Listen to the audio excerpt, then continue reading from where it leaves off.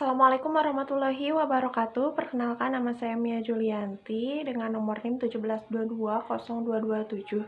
Dan di video kali ini saya akan menjelaskan tentang rekrutmen sumber daya manusia dan juga seleksi sumber daya manusia untuk memenuhi tugas Human Research Management. Pertama, pengertian dari rekrutmen. Rekrutmen adalah suatu proses untuk mencari dan menarik pelamar yang berkemampuan untuk diseleksi menjadi karyawan sesuai dengan posisi yang dibutuhkan. Proses rekrutmen ini dimulai dengan mencari calon pelamar kerja dan berakhir dengan diserahkannya surat lamaran kerja pelamar ke organisasi yang melakukan rekrutmen. Setelah rekrutmen, proses selanjutnya adalah proses penyeleksian pelamar kerja hingga terpilihnya pelamar kerja tersebut menjadi karyawan untuk mengisi posisi yang dibutuhkan. Sumber dan metode rekrutmen. Proses rekrutmen ini dilakukan apabila ada departemen yang memerlukan karyawan baru. Bisa dikarenakan adanya karyawan yang berhenti kerja ataupun adanya pekerjaan baru yang harus dikerjakan dan memerlukan penambahan biaya karyawan. Rekrutmen karyawan untuk mengisi posisi yang lowong dapat dilakukan dengan dua cara. Yang pertama, dengan rekrutmen internal dan rekrutmen eksternal. Yang pertama, sumber rekrutmen internal. Karyawan terbaik untuk mengisi posisi lowong bisa didapatkan dari internal perusahaan.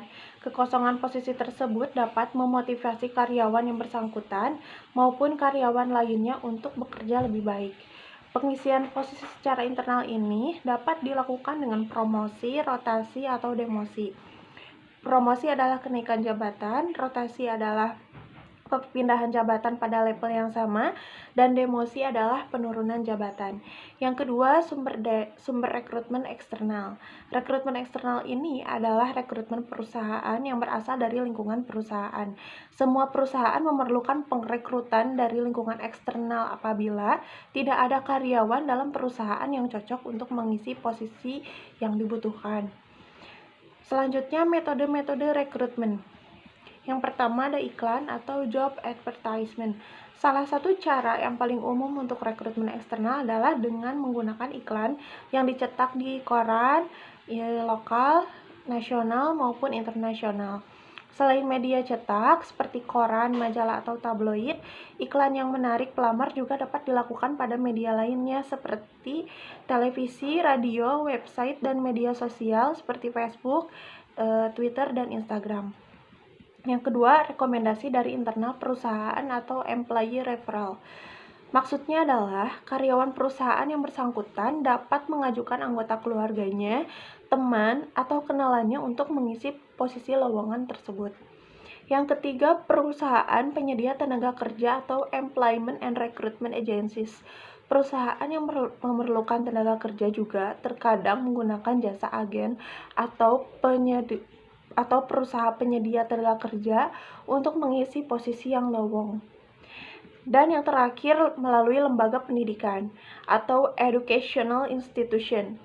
Pada kasus-kasus tertentu, perusahaan yang memerlukan tenaga kerja akan menghubungi sekolah-sekolah atau kampus untuk mendapatkan kandidat yang berpotensi untuk menjadi karyawannya. Seleksi sumber daya manusia. Dalam manajemen sumber daya manusia, seleksi atau selection adalah proses untuk memilih pelamar untuk dijadikan karyawan dan menempatkan mereka pada posisi yang dibutuhkan oleh perusahaan.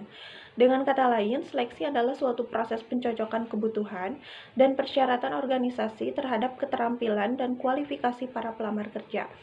Tahap seleksi ini memerlukan tahap yang sangat penting dalam manajemen sumber daya manusia, dengan memilih dan mendapatkan kandidat yang terbaik untuk mengisi posisi lowong dan melakukan pekerjaan yang dibutuhkan.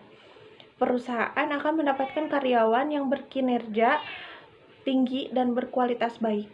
Seleksi sumber daya manusia pada umumnya merupakan tugas dari Human Research Department atau yang biasa kita sebut dengan HRD, atau ada juga yang menyebutkannya Departemen Personalia.